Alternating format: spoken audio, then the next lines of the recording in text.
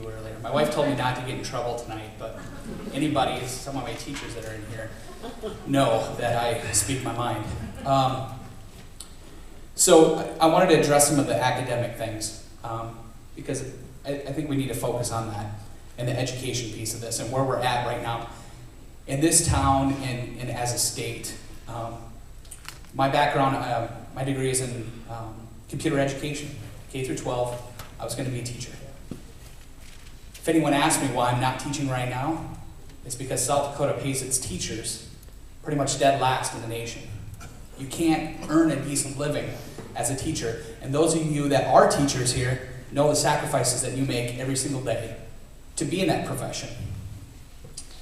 We're looking at a Republican-controlled legislature that cut education once again. We don't know if we're going to lose teachers here. We don't know what the board's plans are for the reductions in aid that we're getting. And that was a lot of the argument for the vote no's. Oh, there's not enough state funding. We're going to already have to move teachers around. You know, can we support what we currently have?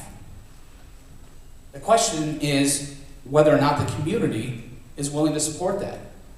We can vote out, we can do opt-outs every year if we want, and support our teachers, and support our academics and extracurricular activities, if that's what this town wants.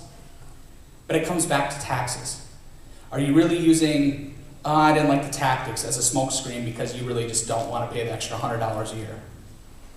Are the large landowners saying, I really don't want to spend another $1,000 a year on this or that? But really, what is the responsible thing to do?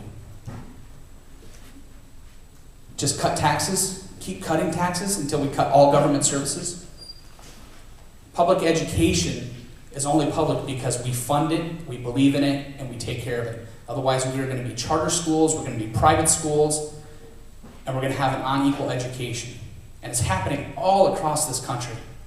I have had, in the last month, 4 of my fellow DSU graduates come to me and ask, Ashley, how do I get out of teaching? What can I do? I can't take this anymore. They're going to cut my pay. I haven't had a salary increase in 2 years.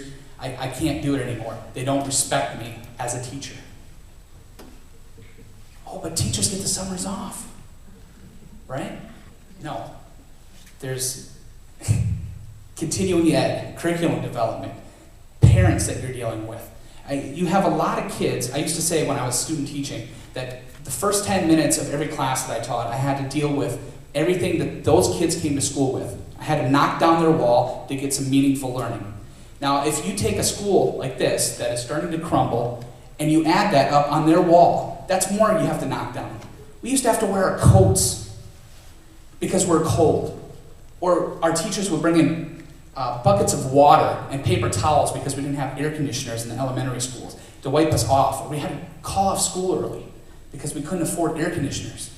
And it all comes back to, in this town, it's almost 50-50. We've done a good job in the last 10 years of moving some things forward, especially with the pool and some of the other efforts that we've done. But there seems to still be this group over here that will say no to everything because they don't want to pay the taxes. It's not my responsibility. I already raised my kids. I'm a business person. I need to protect my business. The people will leave and go somewhere else to get better education, better economics, better, the whole thing. The school district is like the integral part of Madison. It always has been. Back from the days when we were marching 300 people in the marching band, all the basketball, trophies that we have, our gymnastics team, which is amazing. I just sat over in the gymnastics building tonight with my daughters while they're at their, just little kids. I pay for them to go to gymnastics. It's not free, but I'm getting them a head start because I know they're going to love doing gymnastics when they get here to Madison High School. It's not free. Public education is not free. We have to talk to people about the taxes. If they go up a little bit, they go up a little bit. The landowners, the big landowners are going to say no. We saw the rural vote was overwhelmingly no. But here in town, we were creeping up, especially in my ward. The Browns are great neighbors, by the way. My ward voted yes, and I'm proud to say that you know, we understand up here in this part of town, I guess, that we need education. So please.